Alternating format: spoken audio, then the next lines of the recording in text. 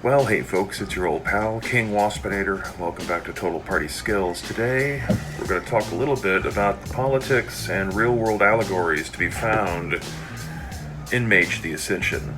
Now, as you can see, this is the 3rd edition, also known as the Revised Edition, which is my favorite of the various versions of Mage, because it's the one that finally accepted the real reality that was going on. And that is that the technocracy has been in control for quite some time. Shall we discuss? If you strip away the fictionalized and gamified elements of Mage the Ascension, you are left with a strong allegory about the evolution of the dominant paradigm of reality and of those forces who still struggle to regain control of it. Once, in the Dark Ages, the dominant paradigm in the West was that of the Church, with the traditional practices of pagans, shamans, and the philosophies of the East and of the fallen Bronze Age world largely lumped together in loose opposition.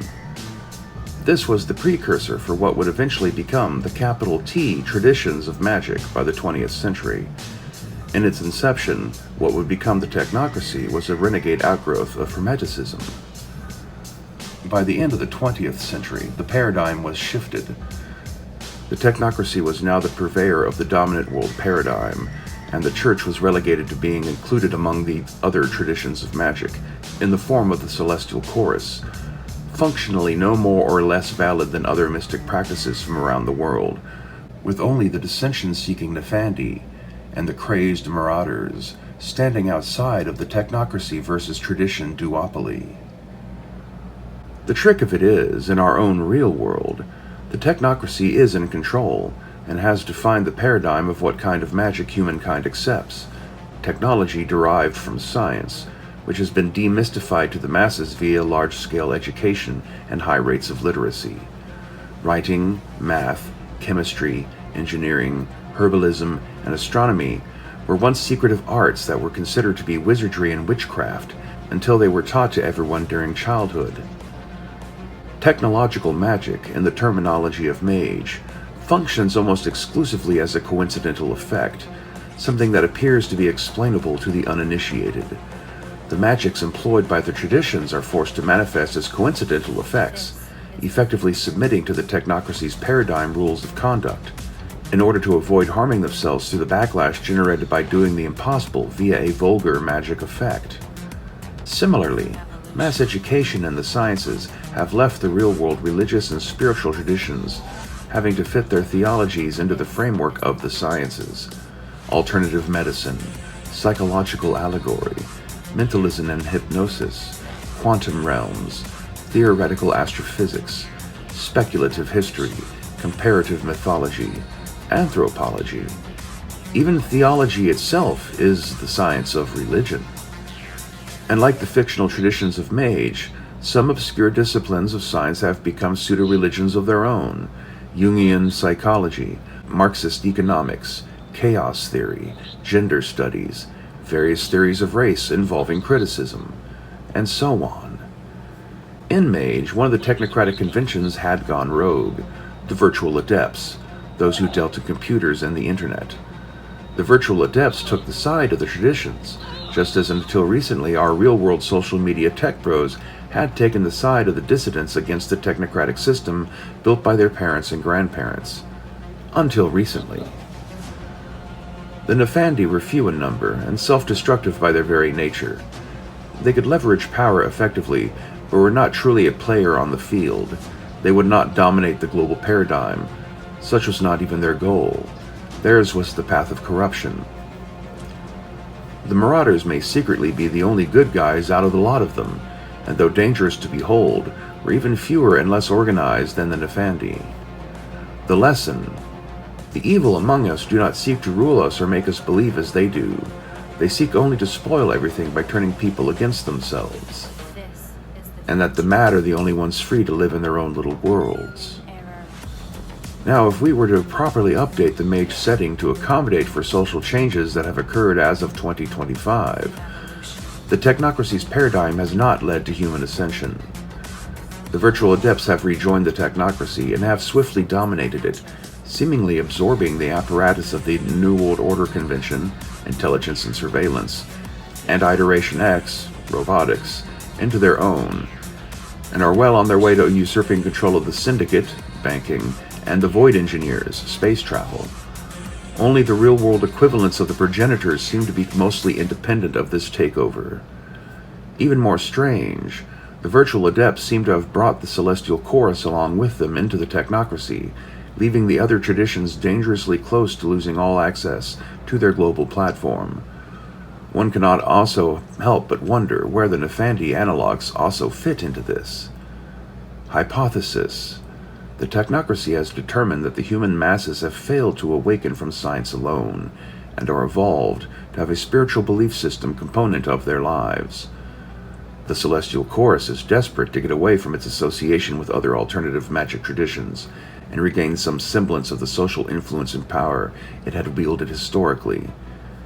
Tell me, why would a bunch of tech-bro neo-feudalist weirdos who don't believe in God turn on a dime and switch from promoting transhumanist sexualities to promoting Christianity literally overnight? After decades of being wannabe hackers turned corporate disruptors who built platforms marketed as safe spaces for alternative expressions and networking? How do you think the tech bros regard the role Christianity played in society during the last time we had feudal lords? The virtual adepts and the Celestial Chorus have betrayed the trust of the traditions, and the new technocratic union they form is already uploading new programming into the masses. Don't worry, they're going to fix everything with post-scarcity AI and other buzzwords. You're not being tricked. You're not being emotionally manipulated to react without consideration to stimuli, like a lab rat being electrocuted for taking the wrong path to the cheese. You are an individual who is in control of yourself and your thoughts and your beliefs, which is why a significant portion of comments I've seen over the years are comprised almost entirely of the talking points of other YouTubers.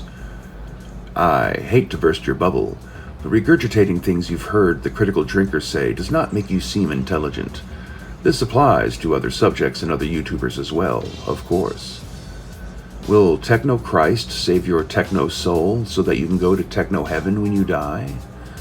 Spend an eternity as a ghost on Meta, with an avatar of God that can look like any Disney character of your choice, for only $9.99 a month. Is the internet not an intangible super being that knows all and will answer your questions, that we have conveniently built in the absence of the God we were so long told about, but does not reliably speak to us, or provide answers of any kind? How far from God shall you stray in the search for power, and more importantly, relevance, in a world that has already moved on? That so many who do not at all believe in God or value the teachings of Christ would pretend to do so as an act of defiance against transsexuals, Muslims. Are you really so petty? Don't answer that, it was a trick question. Just remember that converts to a belief system are often the most desperate to prove themselves, which often ends up in displays of misguided violence. And what of the generation that follows, born and raised by such people? At least we still have the Amish and Quaker types, for now, trying to avoid the pitfalls of modernity and its poisonous luxuries. You have more control over how you perceive and interact with the world than many realize. Thanks to the mercurial nature of identity alone, you can override and switch out any paradigm imposed upon you. What if the truth of it is, both within the fictional world of Mage and the real-world analogs to what Mage is about, is that the masses are not meant for awakening, and that no singular vision of reality can be allowed to dominate the entire global population, lest it attract stagnation and dissolution. We need the technocracy and the church and all the traditions to be strong, to each play their specialized role for the benefit of a greater harmony. That each are equally valid, because none of them presents the ultimate truth, by virtue of the fact that all have failed in their goals. Of the remaining traditions, here are some examples of their real-life counterparts. The Akashic Brotherhood obviously maps onto the martial arts mysticism of Buddhist and Taoist beliefs. The Cult of Ecstasy could serve as a stand-in for a fusion of Hollywood and music industry occult stereotypes. The Euthanatos map onto real-world cults that arise around assassins and criminal networks. The Dream Speakers map onto hippies and New Agers who favor shamanistic and indigenous belief systems. The Order of Hermes maps onto the assortment of beliefs and remnants of Freemasonry that is most associated with occultism in pop culture. The Sons of Ether map onto conspiracy theorists who favor ancient aliens, Atlantis, obscure and derelict science theories from the 19th century, and cryptozoologists. The Vibrena obviously map onto Wicca and to a lesser degree modern feminist spiritual practices. The Hollow could include modern Satanists or could be seen as a stand-in for the LGBT queer community. And who will replace the virtual adepts of the Celestial Course among their number? Islam in the form of the Alibatin? Evolutionary geneticists in the form of the progenitors, should they decide to break away from the newly restructured technocracy? Can the virtual adepts in the Celestial Course be trusted to not betray their traditions any further? The modern disciplines of science are derived from what had once been occult practices: literacy and writing itself, alchemy, astrology, machinery, architecture, psychoanalysis, genetics, sponsored by, spurred on, and in many cases directly developed by the medieval church. Is it the fault of those sciences to then go on and not observe the things the church had told them to expect? I must stress, I'm speaking only of analogies which were in many instances intentionally built into the setting of Mage the Ascension by its original authors. I am in no way indicating that the things in Mage are actually real and describe what is specifically going on in the world, and what all the actual associations between the real factions of the technocracy and magical traditions are. There are, coincidentally, many lines that can be drawn between the fictional world of Mage and its interplay of factions, two elements of our own real world, which can make it in itself an interesting paradigm through which to view things and derive insight. Just remember to compartmentalize the aspect of Mage that are purely fictional, and not to project them too much onto real-world occurrences. Although it doesn't help that there actually is a technocracy which calls itself such, and wouldn't the masses trapped in their paradigm only believe that the technocracy is real, and that the other magical paradigms are works of fable and fiction, just children's fantasies? And I still must ask, where are the real-world analogs of the Nefandi in all of this? Or, more importantly, who? That's also a trick question. Stay waspinated.